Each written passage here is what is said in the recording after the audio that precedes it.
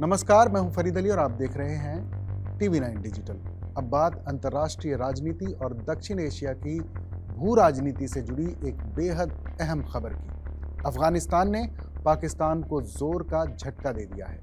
जिस पाकिस्तान पर अफगान कारोबार दशकों से निर्भर था, उसी पाकिस्तान को अब अफगानिस्तान ने दरकिनार कर दिया है। सवाल यह है कि पाकिस्तान आखिर चूक कहां कर गया?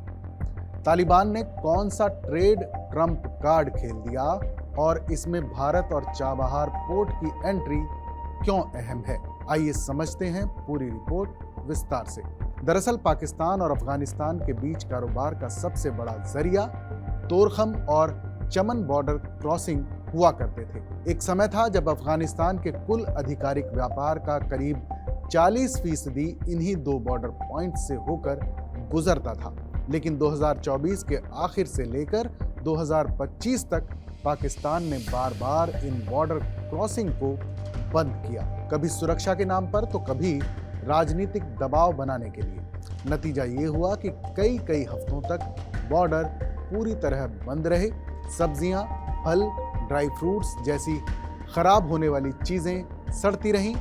अफगान कारोबारियों को भारी नुकसान झेलना पड़ा। सबसे ज्यादा मार पड़ी सूखे मेवे यानी ड्राई फ्रूट्स के कारोबार पर। विशेषज्ञों के मुताबिक सिर्फ ड्राई फ्रूट सेक्टर में अफगान कारोबारियों को हर महीने करीब $200 मिलियन यानी करीब 1600 करोड़ रुपए का नुकसान हो रहा था। इसके अलावा तेल, गेहूं, दवाइयां, इन जरूरी सामानों की सप्लाई भी अटकने लगी।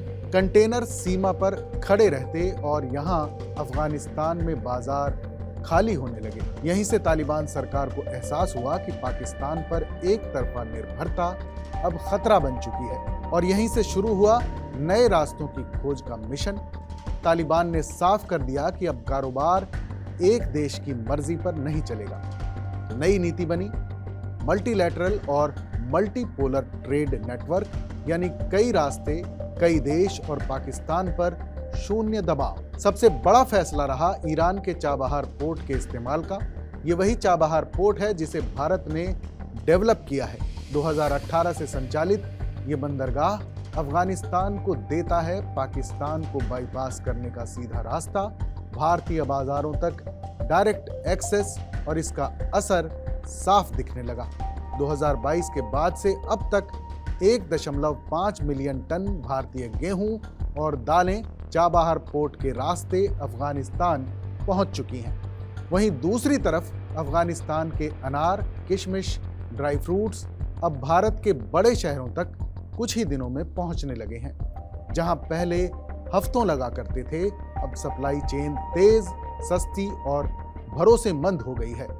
नवंबर 2025 में अफगान अधिकारियों की भारत यात्रा के दौरान वीजा नियमों में ढील, हवाई कार्गो शुल्क कम करने, नई कार्गो उड़ानों पर भी बातचीत आगे बढ़ी। यानी भारत अफगान ट्रेड रिश्ते और मजबूत। पाकिस्तान ही नहीं, तालिबान ने अब उत्तर की तरफ भी कदम बढ़ा दिए हैं। उज्बेकिस्तान, तुर्कमेनिस्तान, कजाकिस्तान, इन देशों के साथ जमीनी व्यापार तेजी से बढ़ रहा है। हैरातन रेल टर्मिनल और तेरमेज ब्रिज, इनके जरिए अफगान उज्बेक व्यापार $1.1 बिलियन तक पहुंच चुका है और लक्ष्य है 2025 में $2 बिलियन व्यापार का। यानी साफ है कि पाकिस्तान के बिना भी अफगानिस्तान आगे बढ़ रहा है। अक्टूबर 2025 में शुरू हुई झड़पों के बाद पाकिस्तान ने एक बार फिर तोरखम और चमन बॉर्डर को अनिश्चितकाल के लिए बंद कर दिया है। लेकिन इस बार दांव उल्टा पड़ गया।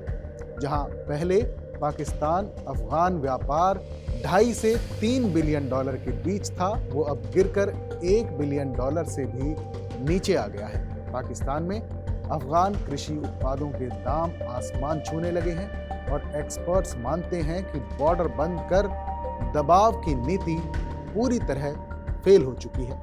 तो कुल मिलाकर पाकिस्तान जिस दबाव की राजनीति के भरोसे बैठा था, वही उसके लिए घाटे का सौदा बन गई है।